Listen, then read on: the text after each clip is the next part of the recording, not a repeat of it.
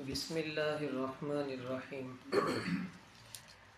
محترم مکرم بزرگ و عزیزو، ہم لوگ گزشتہ سبق میں ظہر اور عصر کی نماز کے وقت کے بارے میں سنا تھا۔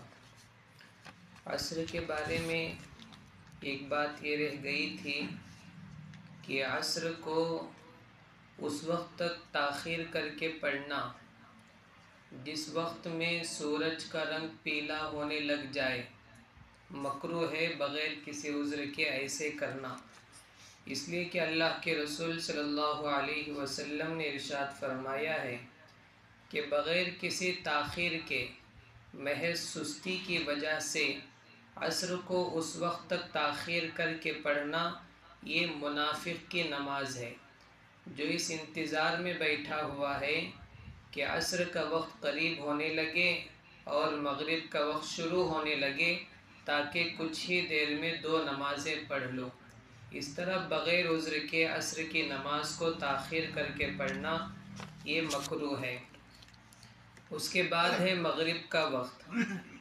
مغرب کا وقت شروع ہوتا ہے سورج ڈوبنے کے بعد سے، رہتا کب تک ہے؟ حدیث میں لفظ ہے شفق کے غائب ہونے تک، ترجمہ ہے اس عربی کا۔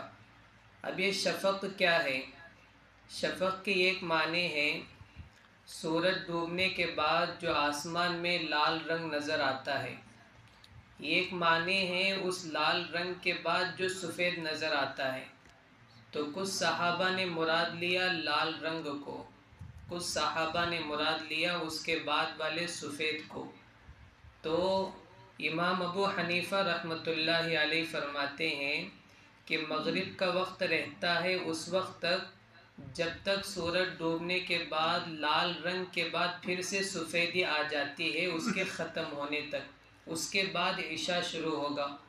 اور کچھ علماء فرماتے ہیں کہ مغرب کا وقت سورج ڈوبنے کے بعد سے آسمانوں میں جب تک لال رنگ نظر آ رہا ہے تب تک ہے، وہ ختم تو مغرب کا وقت بھی ختم۔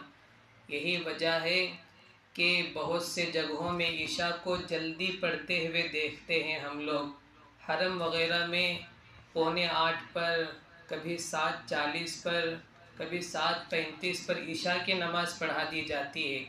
کیا وجہ ہے؟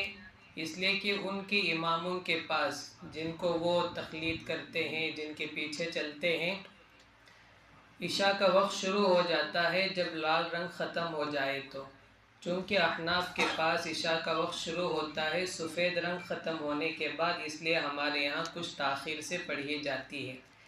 عشاء کا وقت شروع تو اب ہو گیا ہے، لیکن عشاء کو پڑھنا افضل ہے جب اس کے پورے وقت کا 1/3 ختم ہو جائے۔ کیا معنی ہے؟ جیسے مان کر چلتے ہیں کہ عشاء کے کل 9 گھنٹے ہیں، 8 بجے شروع ہو رہا ہے اور 5 بجے تک اس کا وقت ہے۔ اس 9 گھنٹے کو 3 حصے میں تقسیم کرنا ہے تو 3 گھنٹے کا ایک حصہ ہو گیا ہے۔ تو حدیث میں ہے کہ ایک حصہ ختم ہونے پر عشاء پڑھیے، تو مطلب ہوگا کہ 8 بجے اگر وقت شروع ہو رہا ہے تو 8 سے 9 1 گھنٹہ، 9 سے 10 2 گھنٹے، 10 سے 11 3 گھنٹے، یہ پہلا حصہ ہے، اس کے آخر میں نماز پڑھیے، یہ افضل ہے۔ گویا سنت کے اعتبار سے، افضلیت کے اعتبار سے ہم لوگوں کو عشاء کی نماز پڑھنی ہے 10 کے بعد 11 کے اندر، لیکن یا تو امام کو جلدی ہے یا مصلی کو جلدی ہے، اس وقت سے پہلے نماز پڑھی جاتی ہے۔ اللہ ہمیں سنت پر عمل کی توفیق عطا فرمائے۔ عشاء کا وقت رہتا ہے صبح صادق تک، جب فجر کا وقت شروع ہوتا ہے اس سے پہلے تک عشاء کا وقت رہتا ہے۔ وتر کا وقت بھی وہی ہے جو عشاء کا وقت ہے، یعنی جب عشاء کا وقت شروع ہو جاتا ہے وتر کا وقت بھی شروع ہو جاتا ہے، لیکن وتر کو پڑھنا ہے عشاء کے بعد، ترتیب میں وتر عشاء کے بعد ہے، وقت میں عشاء کے ساتھ ہے۔ اسی طرح تراویح بھی ہے، اس کا بھی وقت عشاء کے ساتھ شروع ہو جاتا ہے، لیکن پڑھنا ہے اس کو عشاء کے بعد۔ ہمارے بعض ساتھی جب تراویح شروع ہو جاتی ہے تب پہنچتے ہیں تو سیدھے تراویح میں شامل ہو جاتے ہیں، بعد میں عشاء پڑھ لیں گے، نہیں جب تک عشاء پڑھیں گے نہیں تراویح شروع ہوگی نہیں۔ اسی طرح وطر کا بھی مسئلہ ہے، پہلے عشاء پڑھنا ہے بعد میں وطر پڑھنا ہے۔